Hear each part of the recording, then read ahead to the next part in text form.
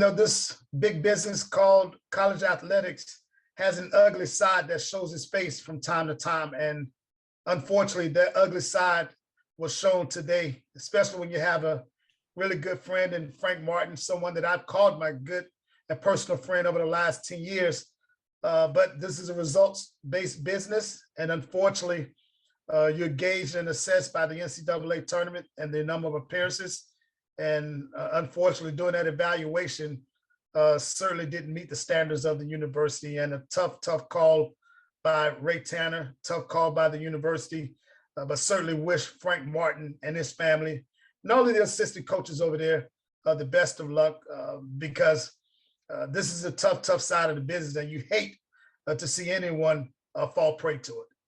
Obviously, everyone talks about the one trip to the big dance, which was a huge extended stay, got all the way to the Final Four for the first time in program history. Are you surprised that Frank wasn't able to build off that and at least get back to the postseason a few times, if not the NCAA tournament, but certainly the NIT? Yeah, that seems to be the notion. It certainly seems to be a hang-up that was a part of the decision-making. There were a lot of folks that thought that there should have been some momentum generated from getting to the Final Four. You probably didn't get the type of momentum that most fans wanted to see. Whether that was the reason or not, I don't know, but certainly I think a lot of fans wanted to see maybe a little bit more momentum generated from that Final Four run because of the visibility, the exposure, the excitement, and hopefully just having prospects that wanted to sign up and be a part of a program that had just gone on a run like the Gamecocks were able to experience that particular year. Ideally, I don't think it was where a lot of fans wanted it to be, but certainly I thought they were still in good enough shape to be good in the subsequent years. It's a situation where if Frank had a losing season this year, we know without a doubt, we knew he'd be gone. If he makes the tournament, obviously he stays, but this 18-13, 9-9 in the SEC, there was just a little bit of a, a question mark. Maybe he will come back.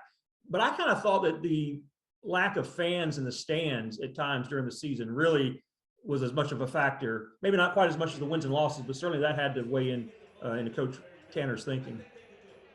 Yeah, I think everything was looked at in totality, and even Frank talked about it just a few days ago, that there were some opportunities that he felt like his team left on the table. There was an opportunity to win at Alabama, which would have been a huge win. South Carolina had just won 4 in a row. Now you come back, you take care of Missouri with an opportunity to go and get another big win, a quad 1 win at Auburn, which in fairness was going to be a really, really difficult task. That was going to be a tall glass of water, because Auburn was still playing for something. They were playing for seeding.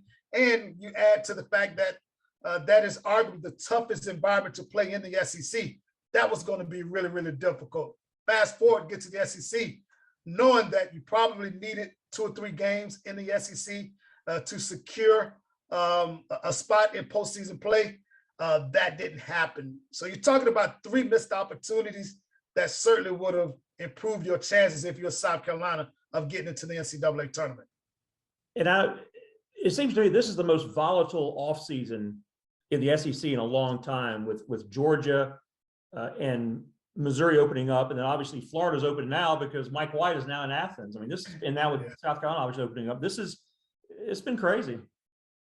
It has been crazy, and I think it speaks to just the tenor associated with high-level college athletics.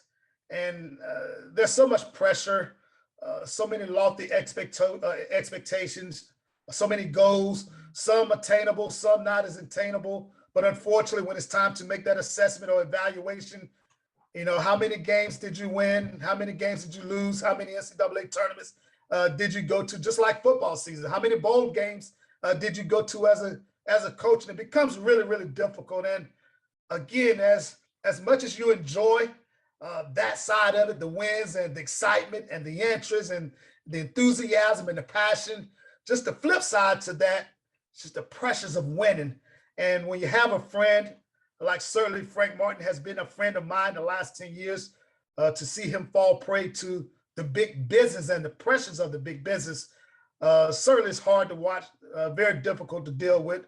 But also your heart goes out to Ray Tanner, the athletics director, who had to make a tough decision. It was a tough call, a very difficult call, because he rooted for Frank. He supported Frank, and having to have a conversation like this that ends the employment or ends the tenure of a guy like Frank Martin certainly is really, really difficult. Where do you think Frank goes from here? Obviously, we mentioned Florida is open, LSU, which is a grease fire right now, but that's obviously open. Missouri's open, which Eddie Fogler is helping in the search. His coaching search firm is helping with that. Where do you think Frank goes? Does he? I mean, I would think he's not going to be out of work long unless he wants to be. And that is a great, great question. I do know that Frank is a basketball coach. He's passionate about coaching. I don't see him sitting around for long, but I will tell you, if he's not able to land a good job, a good coaching job next year, he'll have a great career in television. As you know, in your business, he's one of your favorites, and he's a guy that you guys enjoy talking to because of his candor, because of his insight, because of his knowledge, and just his overall personality. So I don't think, while I don't think he'll be out of basketball for long, if he ever decides to turn in his coaching hat, he'll have a great and long career in television because he's really, really good at that. He might do the TV thing for a year, but I can't see him staying away long. We know Frank has been living at Ridgeview High School, seems like for the last few years, in hot pursuit of G.G. Jackson. Where does that go? Yes, what a big question. What a tough question. I think we all are waiting to see where that goes. I will tell you that Frank he's done a terrific job recruiting G.G. Jackson along with assistant coach Chuck Martin. The families had grown tremendously close, and I thought there was a legit chance of G.G. Jackson committing to South Carolina. Just didn't know whether that would weigh heavily when it came to the overall decision on parting ways with Frank or retaining Frank. I think we'll all just sit back and wait to see what happens with G.G. now. Where does Ray Tanner go from here? I mean, what kind of coach is he looking for? I think, he said he wants a coach to be able to take them, to contend for an SEC and national championships. Can you find somebody like that at the mid-major level, or does he need to go out and get an established Power 5 head coach? That is an inexact science, going out to find that coach that's good enough to take you to the next level. I think a lot of it will depend on the value in terms of the monies that they're offering for that particular slot. Whether you're able to move a sitting head coach from a Power 5 school, or whether you're able to move and a proven head coach at the mid-major level, or do you want that top flight assistant coach that's been a part of a winning high-level program? I think that the monies allocated for that position certainly will tell the story, but it's an inexact science. You don't know. It's just like recruiting. You sign the best possible prospect, hoping that that prospect is going to pan out and be able to help your program. Well, it's the same thing happens when you're trying to identify that coach, and you're hoping that that coach that you identify, that coach that you select, is able to come in and catch lightning in the bottle and get this thing turned around. The chances of that happening, obviously, it's a coin toss. You just don't know. All you can do is just trust in the process and trust that Ray and his team will do their due diligence and do their absolute best, and exude with the thoroughness that allows them to go out and select the best coach that's going to lead this program moving forward.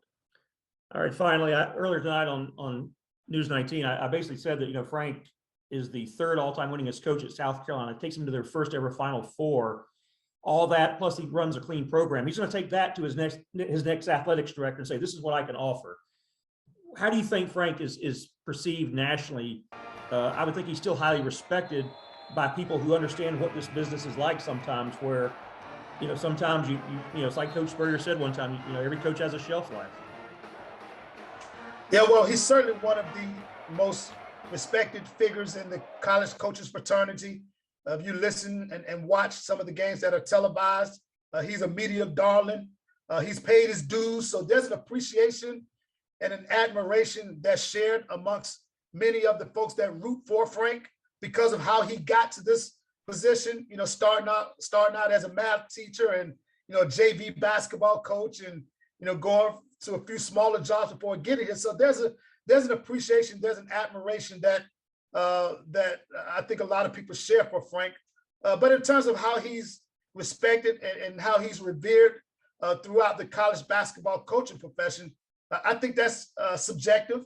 But I do think certainly as a whole, he's very, very well liked. In terms of his coaching style, again, that part becomes subjective. Frank and I have had several conversations, and you know, he doesn't defend his coaching style. He knows that his coaching style is different. He also knows that, you know, every prospect isn't made to play for his type of coaching style. I think whatever job Frank gets from this point forward, that athletics director certainly will, there has to be a compatibility where there's an understanding of who Frank is. There's an understanding of, you know, how Frank coaches, but there's never, ever been a question of who he is as a man. You talked about how he does it or how he did it the right way. He is a man of character. He's a man that had an open door policy here as the head coach at University of South Carolina. He was a head coach that was touchable throughout the community, and there was an appreciation that many of the citizens had. Unfortunately, in this big business, he graduated players, but unfortunately, this big business called college athletics, that's only a small part of the equation, and unfortunately comes down to wins and losses and how many NCAA tournaments he was a part of. And unfortunately, those things in the eyes of the athletic administration just did not measure up. Well, I will say this, I would rather be Frank than somebody else who used to work in Baton Rouge, who's now toxic in the coaching circles, not to mention any names, but I think Frank can hold his head high, certainly in that regard. All right, Captain, any final words about Frank? Give me one good Frank Martin story to close things out. I'll give you a great story. The year in Greenville, when they went to the NCAA tournament, I was fortunate enough to ride the bus up to Greenville with the basketball team. And that morning, of course, I stayed in the hotel with them. So after they beat Marquette, we're sitting at the breakfast table the next morning getting ready for Duke. And as we're getting ready to play Duke, he's game planning with his assistant coaches, but his phone is absolutely blowing up with ticket requests because now the Gamecocks are getting ready to play Duke in Greenville. And as his phone is blowing up, my phone blows up from a really, really close friend, a very influential friend, I might add. And when he calls, I need to make it happen. So he calls and said, "Hey, Carey, man, what a great win last night. My son and I will do anything to come up and be a part of the game tomorrow night against Duke, but we don't have any tickets. I know you rode up with the team. Is there any way you could get me a few tickets for tomorrow night's game against Duke?"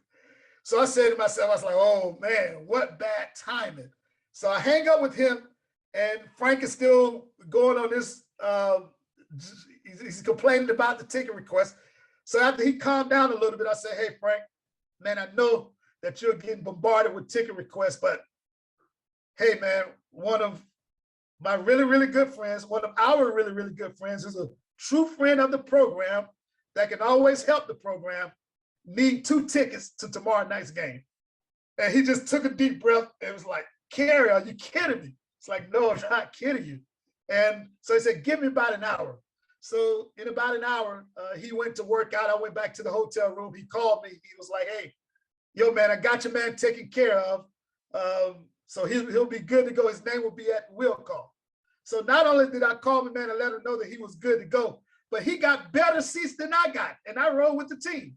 So I was never able to let Frank live that down, that not only did he give up the tickets, but he gave my guy 2 better seats than I had. I think he was punishing you for knowing that he didn't want to deal with that, so you asked him anyway. So I think that was your punishment. Yep. All right, Captain. Look forward to see what's going to happen down the road, not only with Frank, but obviously with the Gamecock program. Thanks for your time, and we'll talk soon. Sounds good, my friend. Thank you so much for having me. Yep.